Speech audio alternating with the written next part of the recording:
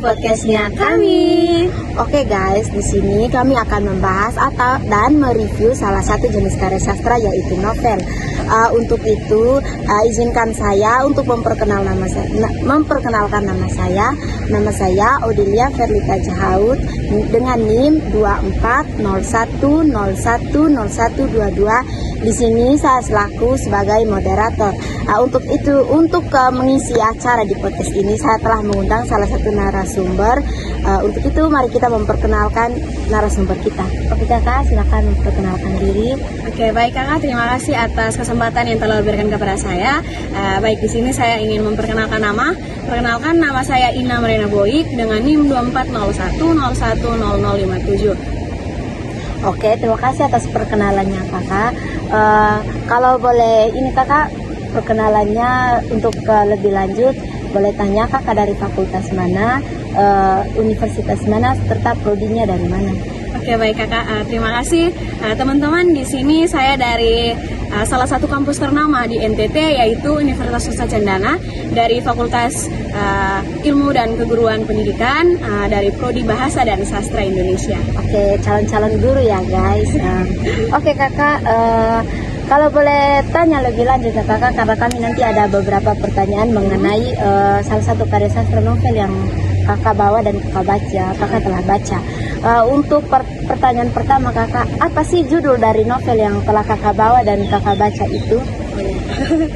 Baik kakak, untuk novel yang saya baca itu Untukmu Anak Bungsu. Oke, yang anak bungsu wajib nonton karena ini tentang anak bungsu. Oke kakak, kita mulai dari luarnya saja. Menurut kakak dari novel Untukmu Anak Bungsu ini dia punya cover, penilaian kakak bagaimana? Serta dia punya ukuran font, berapa halaman? Baik, terima kasih. Menurut saya cover dan sampulnya buku ini sangat menarik buat saya. Kenapa saya bilang menarik? Karena begini teman-teman, menurut saya tulisannya, fontnya itu sangat estetik, dan juga menurut saya ketebalannya tidak terlalu tebal. Kayaknya dia punya belakang menurut saya pas, dia punya depan juga pas. Untuk jenis fontnya mereka nih menggunakan jenis font serif.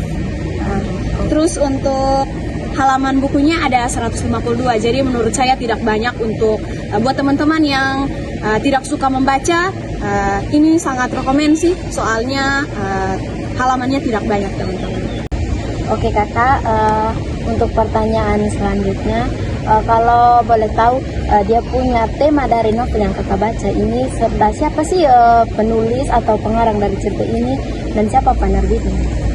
Baik kakak, untuk tema dari novel tersebut, ia menceritakan, mengangkat temanya tentang keresahan dan harapan, cita-cita, tentang seorang anak bungsu yang cita-citanya dan mimpi-mimpinya dikubur sedalam-dalamnya oleh keluarga.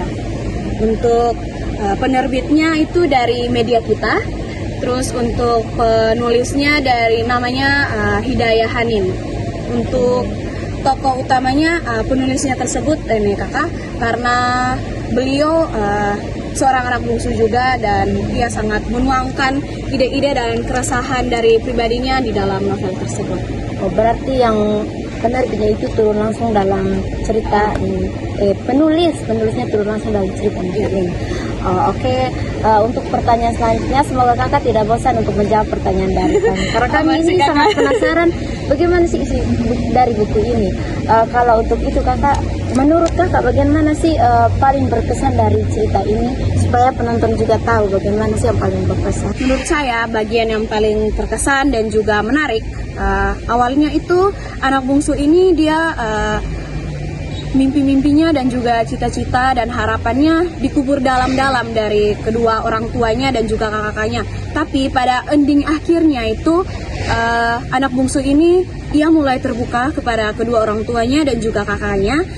Ia menceritakan apa yang ia alami, apa yang ia rasakan untuk kedepannya ia mendapatkan cita-cita yang mampan. Begini teman-teman, jadi dia ini pada akhirnya orang tuanya itu mengiyakan biar ia memproses dan mengambil keputusan sendiri untuk masa depannya yang akan datang, gitu teman-teman. Oke kak, terima kasih. Berarti di sini kuncinya kita harus terbuka ya. harus terbuka dengan apa yang kita mau dan terbuka dengan orang tua.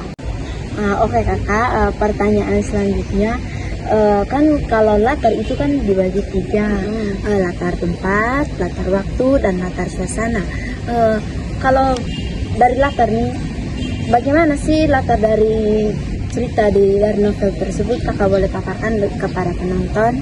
Baik, untuk latarnya sendiri itu mereka teman-teman, mereka menceritakannya di rumah Anya di Kaliwenang. Dan terus untuk suasananya itu teman-teman, mereka sangat emosi, amarah, kerasahan yang dialami oleh anak bungsu itu tersebut. Untuk waktu itu di novel ini tidak menjelaskan secara spesifik teman-teman, tapi saya sebagai pembaca bisa mengetahui waktu yang mereka gunakan, yaitu pagi, siang, sore, dan juga malam.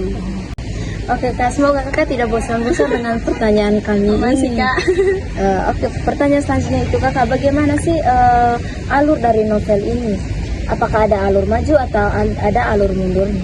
Oke baik kakak, untuk alur tersebut teman-teman, novel ini memiliki 2 alur, yaitu alur maju dan juga alur mundur. Untuk penilaian dan juga perasaan yang dialami oleh seorang penulis ini, begini teman-teman, karena saya di sini sebagai anak bungsu, dan mengapa saya memilih novel ini karena menurut saya ini yang saya sudah baca semua ini sangat relate dengan kehidupan saya, karena anak bungsu ini ia ingin menggapai cita-citanya dan mimpi-mimpinya yang begitu tinggi, tetapi dibatasi oleh kedua orang tua dan juga kakak-kakaknya.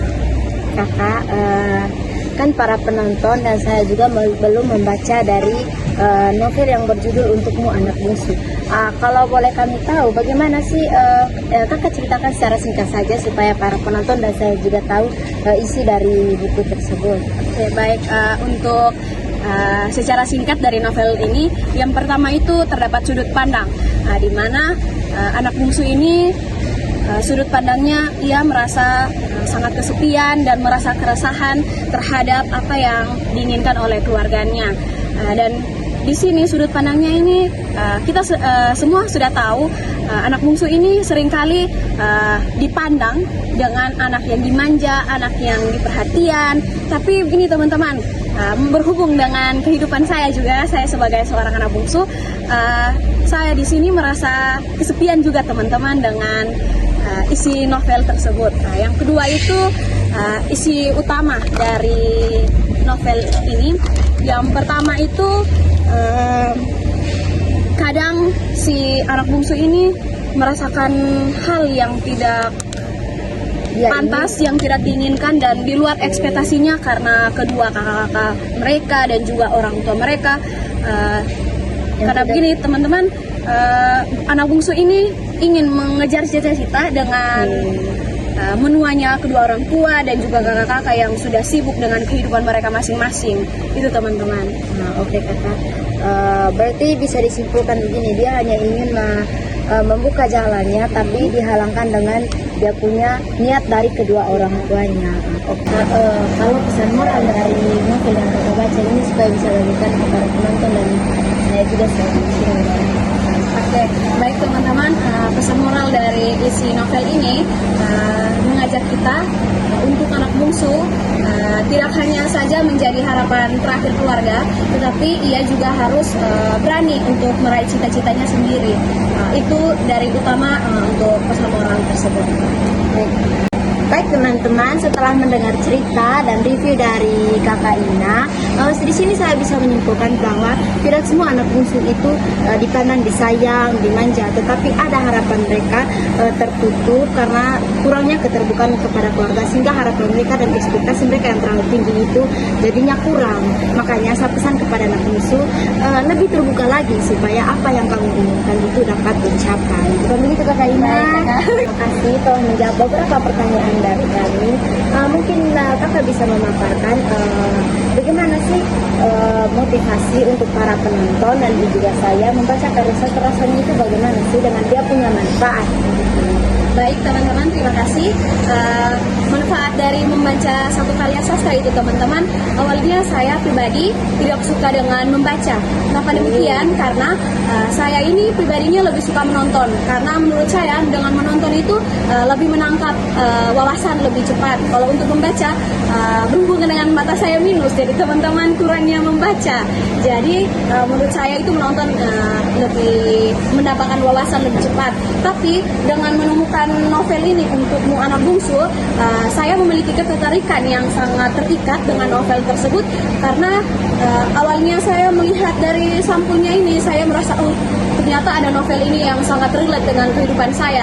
Dengan tampaknya saya bercerita kepada teman-teman, dengan novel ini saya membaca bisa menuangkan atau ide-ide ya dari perasaan dan keresahan saya sebagai seorang anak bungsu. Untuk motivasinya begini teman-teman, dengan membaca karya sastra kita dapat membukakan jendela kehidupan kepada seseorang yang awalnya ia merasa pribadinya terpendam dan merasa keresahan terhadap orang tua. Dengan buku ini kita membaca, oh ternyata ada teman sehati untuk kita dapat bersama-sama. Seringkali kita merasa tidak ada orang yang sangat merasakan hal dengan kita, tetapi di luar sana ada orang juga yang mendapatkan hal tersebut dengan kita. Maka dari itu teman-teman, saya mengajak teman-teman untuk membaca karya sastra karena dengan karya sastra kita dapat menjadikannya itu sebagai teman sehati kita. Oke kakak, sekian podcast kita hari ini. Terima kasih telah bergabung dan berkenan meluangkan waktunya bersama kami bercerita bersama dan telah mereview novel yang sangat bagus ini. Kepada penonton jangan lupa ya baca ini novel yang berjudul Untukmu Anak Bungsu. Terima kasih ya kakak.